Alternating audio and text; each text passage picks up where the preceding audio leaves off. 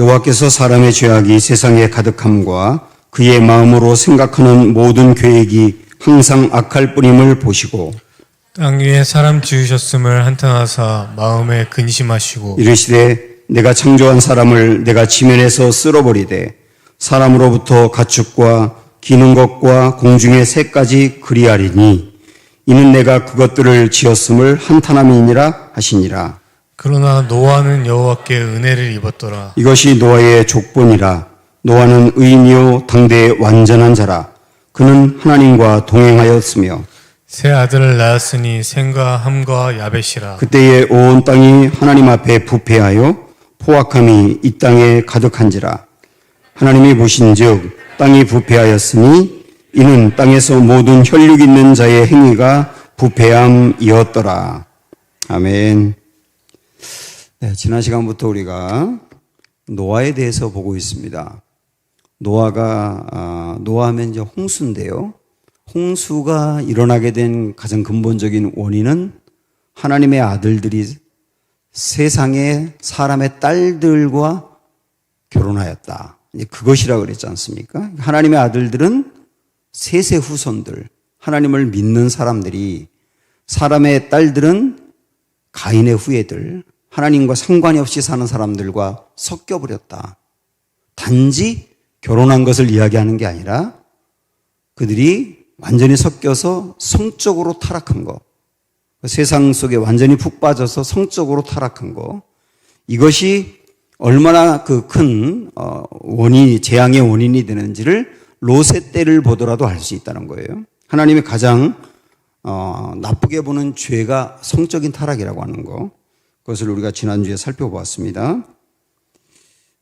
오늘 이 말씀에서도 그런 죄를 짓고 있는 사람들을 바라보는 하나님의 아픈 마음을 읽을 수가 있거든요. 우리가 죄를 끊어버리기 위해서는 하나님의 마음을 알아야 되거든요. 이게 어떤 마음의 결심이라든지 각오라든지, 이렇게 하면 벌 받을 것 같다든지, 이렇게 하면 상 받을 것 같다든지, 이런 어떤 율법적인 방법으로는 죄를 끊기가 굉장히 어렵습니다. 죄를 끊는 것은 하나님의 마음을 정말 알 때 끊을 수 있거든요. 그러면 사람들이 죄에 빠져 살 때 하나님의 마음은 어떠한가? 그걸 이제 5절부터 보세요. 5절, 6절 같이 읽습니다. 시작. 여호와께서 사람의 죄악이 세상에 가득함과 그의 마음으로 생각하는 모든 계획이 항상 악할 뿐임을 보시고 땅 위에 사람 지으셨음을 한탄하사 마음에 근심하시고 그랬습니다. 이 근심했다고 나옵니다. 하나님이 세상을 창조하셨을 때 와, 보기 좋다 그러셨고요. 사람을 창조했을 때는 와, 보기에 정말 힘이 좋다. 하나님이 어떻게 표현할 수 없을 정도로 사람을 보면서 기뻐하셨던 거거든요. 그랬던 사람들이, 그랬던 세상이 죄를 졌는데 그 죄를 보면서 하나님의 마음은 근심이 생겼다 그랬어요. 여기에 근심이라고 하는 단어가 히브리어로 아차부라는 용어인데요. 아차부. 이 아차부라고 하는 말은 가슴을 도려낼 정도로 슬퍼하는 걸 말하는 겁니다. 내 심장을 도려낼 정도로 아파하는 거예요. 그게 아차부거든요. 우리 주변에서도 가족을 먼저 떠나보내는 사람이 있어요. 뭐 자녀를 먼저 보냈다든지 배우자를 먼저 보냈다든지 먼저 떠나보내고 정말 그 슬픔과 아픔이 얼마나 뭐 엄청난지 정말 내 가슴을 도려내는 것 같았어요. 그리고 고난을 당하는데 이 고난이 얼마나 극심한지 그 고난 때문에 견뎌내는 게 너무나 어려워서 정말 내 가슴을 도려내는 것 같아요. 저도 그런 아픔이 있었거든요. 여러분도 다 그런 경험 한 번쯤은 했을 겁니다. 그런데 요런 내 사랑하는 가족을 먼저 보낸다든지 정말 극심한 고난으로 인해서 내 가슴을 도려낼 정도로 아파하는 그런 마음이 하나님의 마음인데요. 어느 사람들이 죄를 짓는 걸 볼 때 그렇다는 거예요. 여러분 이 마음부터 알아야 되는 겁니다. 먼저 우리가 알아야 될 것이 하나님의 아차부를 알아야 되는 거예요. 하나님이 싫어하는 거 뻔히 알면서도 음란에 빠져 살 때, 거짓 말하며 살 때, 그리고 하나님이 싫어하는 걸 알면서도 하나님께 저항하는 폐역된 길로 나아갈 때, 하나님은 그것을 바라보면서 아차부의 마음을 갖는 거예요. 이 마음을 이제 에레미야서에 보면 또 표현하고 있는데 한번 여러분 가보실래요? 1074쪽으로 한번 가보십시오. 에레미야 14장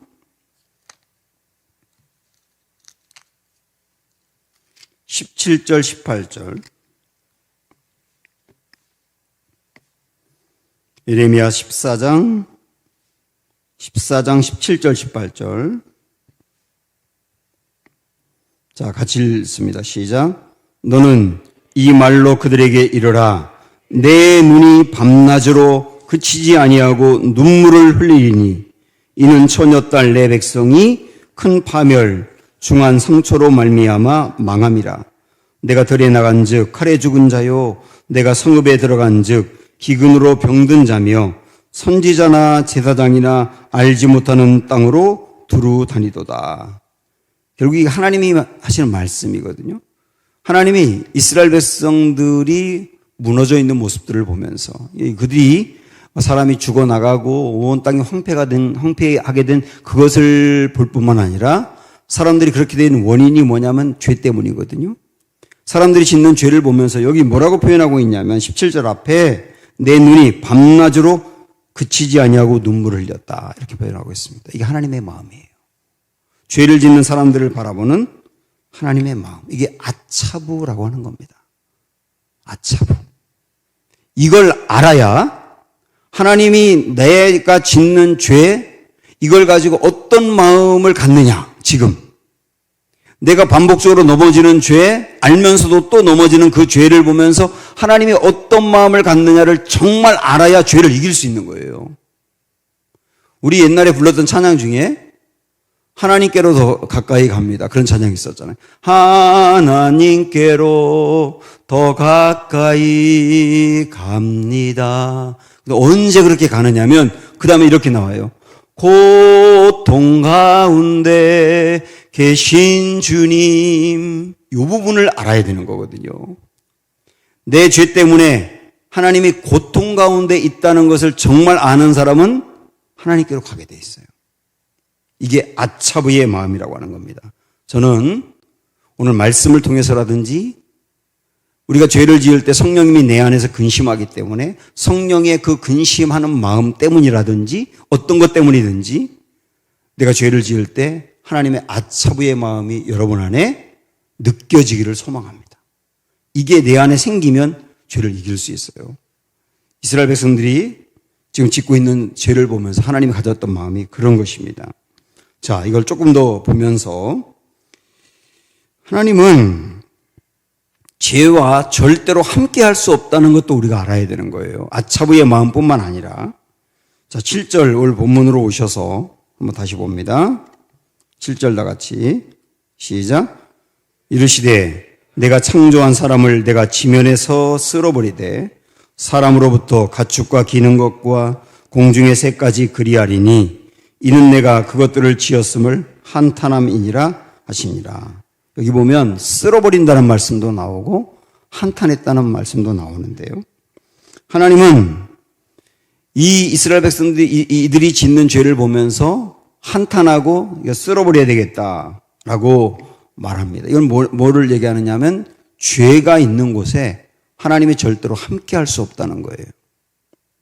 예수님이 십자가에 돌아가신 것을 우리가 생각하면서 하나님의 사랑만 생각을 하거든요. 그런데 하나님의 공의도 생각을 하셔야 됩니다. 만약에 하나님 우리가 짓는 죄를 안타깝게 여기지만 그냥 지나갈 수 있는 거였다고 한다면 예수님이 십자가를 지실 이유가 없죠. 예수님이 십자가에서 대신 돌아가셨다는 것은 하나님은 이 죄를 얼마나 미워하는지를 보여주는 거거든요. 아들 예수님을 대신 죽일 수밖에 없을 정도로 하나님은 죄를 미워하고 싫어하는 거예요. 또 하나는 예수님의 십자가는 뭐를 보여주느냐면 죄에 대해서 하나님은 반드시 심판한다는 것도 보여주는 겁니다. 그 심판을 예수님이 받았기 때문에 망정이지 우리가 받아야 될 것들이거든요. 하나님이 하나님의 아들에게 죄에 대해서 심판을 감당하게 할 만큼 하나님은 죄를 그냥 지나가지는 않는다는 거예요. 죄는 반드시 심판이 있다. 이걸 우리가 아는 게 중요합니다. 죄는 반드시 심판이 있습니다. 그래서 죄가 있는 곳에는 하나님이 임재하지 않으세요. 이스라엘 백성들이 그 대속제일이라고 하는 절기에 했던 일 여러분 알고 계시죠? 염소 2마리를 취해가지고 한 마리는 잡아서 그 피를 제단에 이렇게 뿌렸어요. 근데 한 마리는 어떻게 했죠? 그 한 마리 염소를 아사셀 염소라고 했거든요. 그 염소를 대제사장이 거기에 안수해서, 안수라고 하는 것은 전가의 의미가 있기 때문에 이스라엘 백성들의 모든 죄를 그 염소에게 전가시킨 거예요. 그리고 그 죄를 뒤집어 쓴 염소가 어디로 가느냐면 동쪽 끝으로 가가지고 그 광야에서 낭떠러지에 떨어져 죽어요. 근데 꼭 그 아사셀 염소를 동쪽으로 보낸 겁니다. 동쪽으로. 우리 이전에도 배웠지 않습니까? 이 성경에서 동쪽은 타락과 죄의 상징이라고, 서쪽은 하나님의 임재가 있는 곳이라고, 이런 구도가 있거든요. 그래서 지성소는 서쪽에 있고 그 다음에 이스라엘 백성들을 하나님이 떠날 때는 동쪽으로 떠났다고 말하는 거예요. 이게 죄의 상징이기 때문에. 근데 이 아사셀 염소를 동쪽으로 멀리 보내서 서쪽 지성소에 계신 하나님과 최대한 멀어지게 했어요. 그 말은 뭘 의미할까요?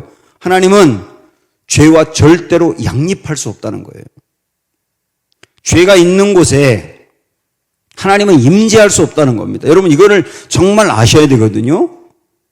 내가 죄가 있는 곳에 하나님이 임재할 수 없어요. 만약에 내가 죄를 짓고 난 상태로 기도해 보세요. 그 기도 속에 하나님의 임재가 있는가? 우리 알잖아요. 근데 내가 죄를 이겨내고 하나님이 기뻐하는 일을 선택하고 기도해 보십시오. 거기 임재가 있어요. 하나님은 절대로 죄와 함께할 수 없다. 절대로 죄와 함께하지 않고 심판이 있다. 이걸 보여주는 거란 말이죠. 그래서 하나님은 너희가 절대로 함께할 수 없다 그랬잖아요. 이 죄를 지은 사람들에게.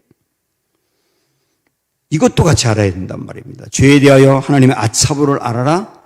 죄가 있는 곳에 하나님이 임재할 수 없다는 것도 알아라.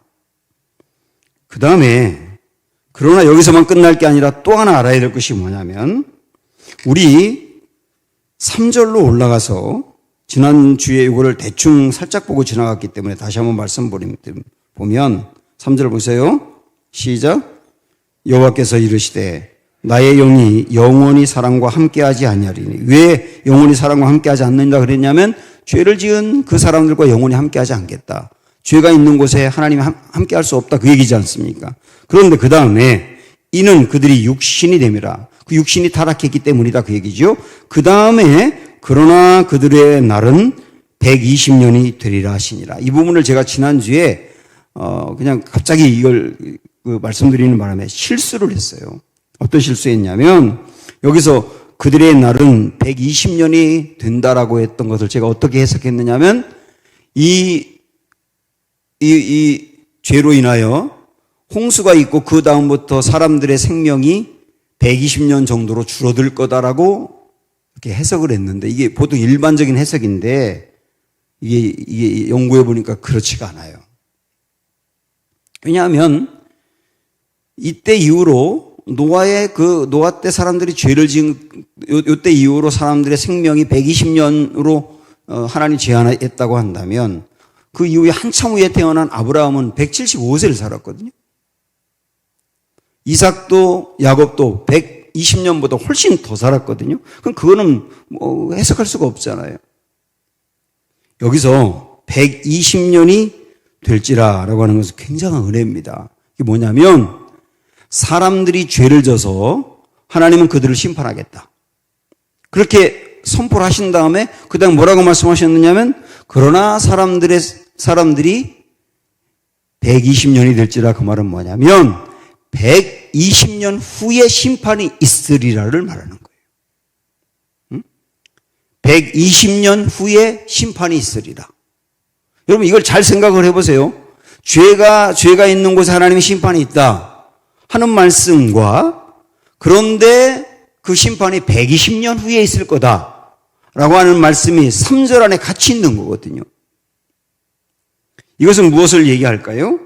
하나님은 죄가 있는 곳에 심판을 내리셔야 되지만 그러나 그 심판을 내리는 게 목적이 아니라 120년 후로 유예하신다는 겁니다. 그 말은 뭘까요? 그 기간 동안 돌아오라는 거죠.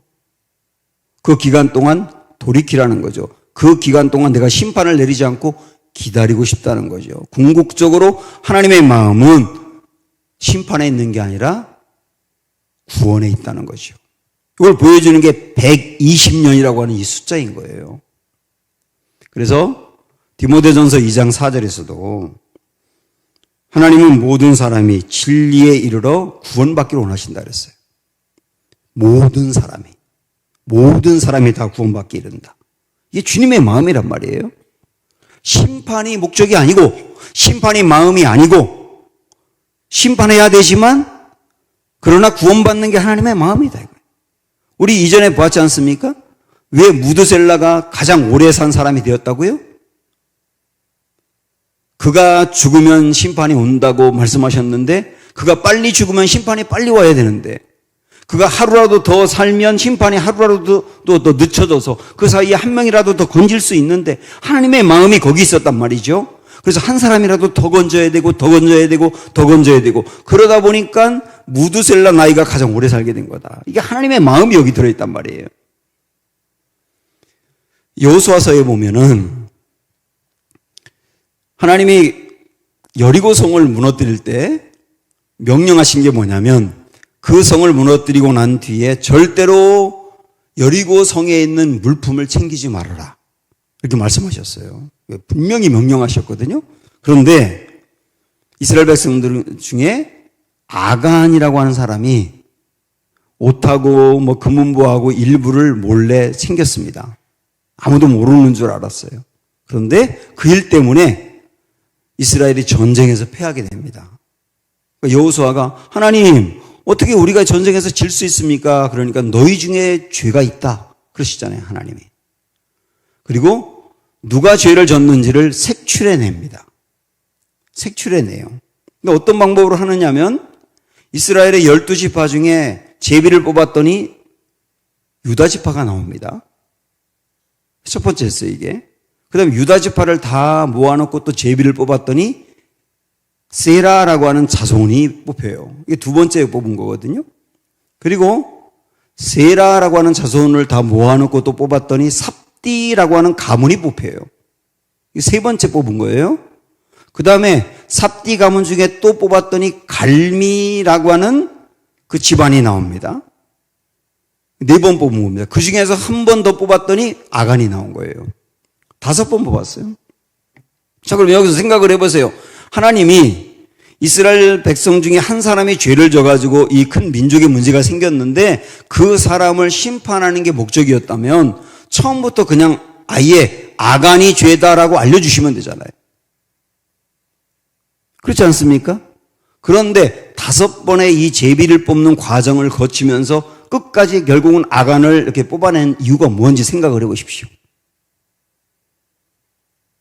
아간을 심판하는 게 하나님의 목적이 아니었던 거예요. 제일 먼저 제비를 뽑았을 때 유다지파가 나와요. 아간이 유다지파거든요. 아간은 아무도 모르는 줄 알거든요, 지금. 그런데 유다지파가 나온단 말입니다. 그 과정을 통해 하나님 뭐라고 말씀하시나요? 아간아, 지금이라도 회개하고 고백하고 돌이켜라. 이걸 원하시는 거잖아요. 그런데 안 하는 거예요. 그 다음에 또 제비를 뽑았는데 세라 족속이 나옵니다. 더 좁혀졌거든요. 유다 지파가 한 7만 명 정도 되는데 전쟁할 수 있는 사람이 그 중에서 이 세라의 족속이 뽑혔으니까 상당히 줄은 거거든요. 그때 하나님은 또 그러는 거예요. 네가 어젯밤에 한 일을 알고 있다. 지금이라도 자백해라. 그런데 아간은 가만히 있는 거예요. 거기서도 하나님은 그 다음에 안 되겠다, 아간 너 나와 이렇게 말한 게 아니고 세라 족속 중에서 또 뽑는 거예요. 삽디라고 하는 가문은 더 좁혀진 거죠. 결국은 이런 과정을 통하여 하나님 원하셨던 건 뭐냐면 아간에 돌이키는 거예요. 심판이 아니었다고요. 돌이키는 게 하나님의 목적이었다고요. 그런데 끝까지 아간이 버티고 마지막 제비를 뽑아서 아간이 나온 뒤에야 그제서야 실토하지 않습니까? 그 아간이 심판당하잖아요. 하나님은 심판이 목적이 아니고 돌이키는 게 목적이에요. 그래서 내가 너희를 다 진멸할 거야, 심판할 거야 라고 말씀하면서 그러나 120년 후에 이렇게 말씀한 것은 돌아와. 누구든지 돌아와. 지금 우리에게도 똑같이 말씀하시는 거 아닙니까? 예수님이 내가 곧 오리라 라고 말씀하시고 하나님 나라로 가셨는데 2000년이 지난 지금까지 아직도 안 오세요. 사람들은 우리 예수님 거짓말한 거다. 2000년이 지났는데 아직까지 오지 않았지 않느냐. 사람들이 속은 거다. 이렇게 생각할지 모르지만 여러분 이게 하나님의 마음으로 생각을 해보시면 내가 곧 오리라라고 하고 가셨지만 그러나 곧 오시면 회개하지 않은 사람, 예수님을 믿지 않은 사람 그냥 멸망이지 않습니까? 그들을 그냥 멸망시킬 수 없어서 조금 더 딜레이하고 조금 더 딜레이하는 게 계속 간 거예요. 여기까지 온 거예요. 주님이 거짓말한 게 아니라 주님의 마음이 심판이 아니고 구원이라는 것이죠. 이게 120년이라고 숫자 안에 들어가 있는 거예요. 기억하세요, 여러분. 죄에 대해서 하나님 얼마나 아파하는가 아차부를 기억하셔야 되고 그러나 하나님께서는 120년의 유예를 주면서 돌아오기를 얼마나 원하시는지도 같이 하나님의 마음을 알아야 된다는 거예요. 이것을 아는 사람이 아는 게 왜 중요하냐? 그 다음 보세요. 8절로 가서 보시면 오늘 우리 말씀의 주제도 여기서 딱 제목도 나왔는데 8절 다 같이 보십시오. 시작.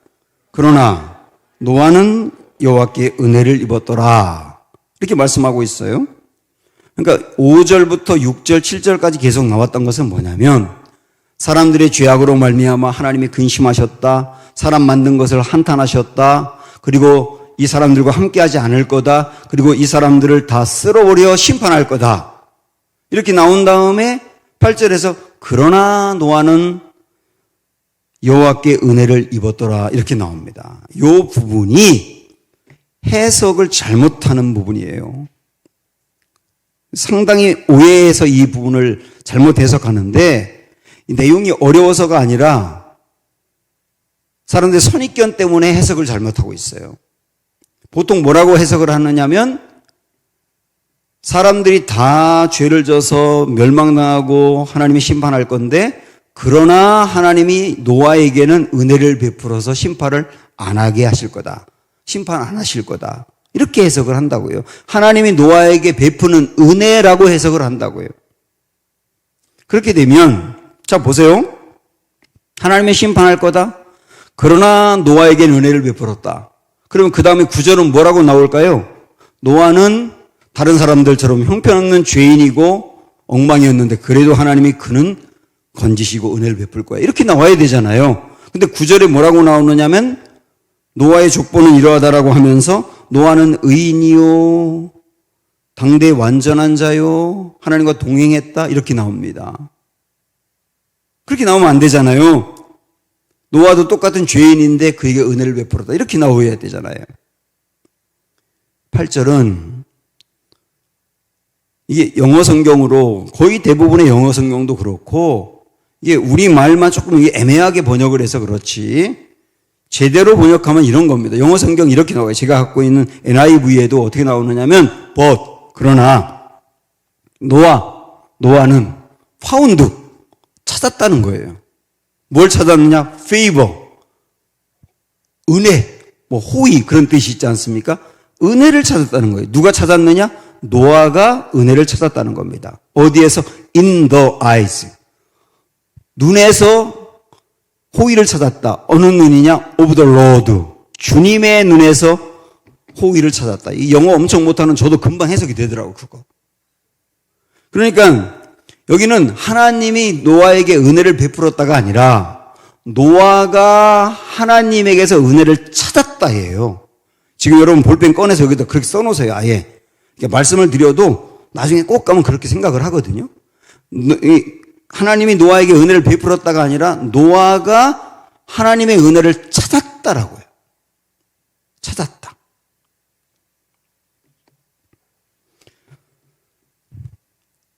하나님의 눈에서 은혜를 찾았다거든요. 그러니까 노아는 모든 사람들이 다 죄를 짓고 심판으로 가고 있는 그때에 하나님의 눈을 마주할 수 있는 사람이었다는 거예요. 하나님의 눈을 마주할 수 있는 사람이었다.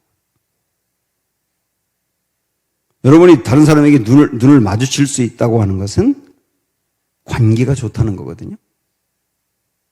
응? 부부도 관계가 좋을 때 눈을 쳐다보면 얘기합니다. 근데 부부싸움 하면 눈을 절대 안 쳐다봐요. 그렇죠, 집사님? 그 신혼부부 싸웠어요? 싸워봤어요, 신혼? 아직 안 싸웠어요. 부부가 싸움을 하면 절대 눈을 쳐다보고 얘기를 못 합니다. 그렇죠? 얘기 꼭 해야 될 일이 있으면 딴 데 쳐다보고 얘기해요. 눈을 쳐다보고 눈을 마주한다는 것은 관계가 좋다는 뜻입니다. 그러니까 여기서 노아가 하나님의 눈에서 은혜를 찾았다고 할 때는 노아가 하나님과의 관계가 매우 친밀했다는 걸 얘기하는 겁니다.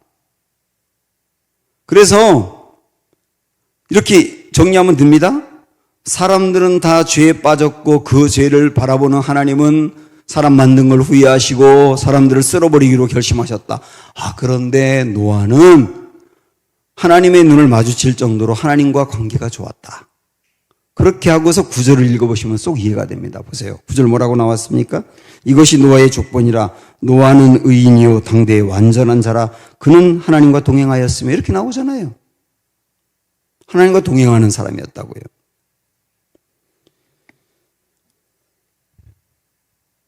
하나님과 관계가 친밀하면 하나님과 눈을 마주칠 수 있다는 거예요. 하나님과 눈을 마주치는 사람은 하나님에게서 은혜를 찾는다는 것이요. 은혜를 찾는다는 거예요. 여기서 은혜를 찾는다는 것은 어떤 거냐면 하나님은 사람들의 죄로 말미암아 심판하기로 작정했는데 겉으로는 말씀은 그렇게 하세요. 나 심판할 거야, 쓸어버릴 거야, 다 멸망시킬 거야. 그런데 노아가 하나님의 눈을 보니까 하나님의 눈 속에서 어떤 걸 읽느냐면 그러나 나는 심판할 수가 없어. 너희를 그냥 버릴 수가 없어. 너희를 포기할 수가 없어. 그래서 너희를 구원하길 원해. 너희를 건지길 원해. 너희 절대 포기 못하겠어. 이 은혜를 봤다는 거예요. 노아는 이 은혜를 봤다는 거예요. 이게 정말 중요한 겁니다. 이게 정말 중요하다고요. 내가 죄에 넘어졌을 때도 하나님의 공의 때문에 내가 하나님과 함께 할 수 없고 심판받는 게 마땅하고 그런 걸 느껴야 되거든요. 아차부를 느껴야 되니까. 근데 그것만 느끼는 게 아니라 그 다음에 하나님의 눈 속에서 그러나 나는 너를 버리지 못하겠다. 그러나 나는 너를 포기 못하겠다. 네가 자꾸 반복적으로 넘어지는 죄 때문에 내가 너를 고생하긴 할 거야. 그러나 내가 너를 고생하게 하는 것은 본심이 아니야. 예레미야에 있는 말씀처럼 본심이 아니야. 내가 너를 버리거나 미워하기 때문이 아니야. 그 주님의 본심을 읽어내는 사람이 누구냐면 하나님의 눈에서 은혜를 찾는 사람이에요. 이 사람은 진짜 돌이킵니다. 주님의 눈에서 은혜를 찾는 사람은 돌이킨다고요. 우리 그 말씀 알고 있잖아요. 베드로가 예수님을 3번이나 모른다고 부인하고 난 뒤에 마지막 3번째 부인했을 때 우리 예수님 이렇게 뒤돌아보셨죠. 그리고 그 눈으로 베드로를 보셨어요. 그 베드로가 예수님의 눈과 이렇게 마주쳤다고요. 그 눈빛이 뭐냐면 내가 너한테 얘기했었지. 너 나를 모를 거라고 임마. 부인할 거라고 임마. 이렇게 하는 눈빛이 아니잖아요. 내가 나를 부인했기 때문에 나는 너를 버릴 거야. 넌 심판받을 거야. 그 눈빛도 아니잖아요. 이렇게 돌이키면서 베드로를 본 눈빛은 뭐냐면 네가 넘어졌지만 그래도 나는 너를 포기 못해. 내가 너를 통해서 이루려고 하는 나의 계획 계속 이룰 거야. 그거를 베드로가 본 거죠. 그 뭘 본 겁니까? 주님의 눈에서 은혜를 본 거죠. 그래서 베드로가 회복될 수 있는 거예요. 은혜를 보는 사람은 회복될 수 있어요. 우리도 이 은혜를 볼 수 있어야 되는 겁니다. 또 하나는 이 은혜를 보는 사람은 전도할 수 있어요. 이 주님의 은혜를 정말 보는 사람은 야, 주님의 본심은 심판이 아니고 구원이구나. 그러면 지금 그 사람도 하나님이 포기하지 못하겠구나. 그걸 진짜 보는 사람은 하나님이 포기하지 않기 때문에 그 사람을 내가 포기를 못하는 거거든요. 그래서 그 사람은 어떻게 해서든지 주님의 은혜 가운데로 들어가게 하려고 애쓰고 힘쓰는 거예요. 이게 전도지 않습니까? 그리고 그를 위해 기도하는 거예요. 왜냐하면 주님의 마음이, 주님의 은혜가 그를 놓지 않으니까요. 그래서 노아도 하나님의 눈에서 이 은혜를 보았기 때문에 방주를 지을 수 있었던 거예요. 방주를 지을 수 있었다고요. 우리가 지금 방주를 짓는다라고 하는 것은 구원받을 수 있는 길을 연다는 건데 우리가 누가 방주를 지을 수 있겠습니까? 하나님의 눈에서 은혜를 보는 사람이에요. 사랑하는 여러분, 내가 죄에 넘어졌을 때도 이 은혜를 볼 수 있기를 원하고 다른 사람의 죄에 대해서도 하나님의 이 은혜를 여러분이 볼 수 있기를 원하고 하나님과 그렇게 눈이 마주칠 수 있는 친밀한 관계가 우리 안에 있기를 원합니다. 이러면 우리는 회복이 될 수 있는 거예요. 그러나 노아는 여호와의 눈에서 은혜를 찾았더라. 우리 말씀 생각하면서 우리를 버리지 않는 주님의 은혜 생각하면서 하나님의 부르심 함께 찬양하겠습니다.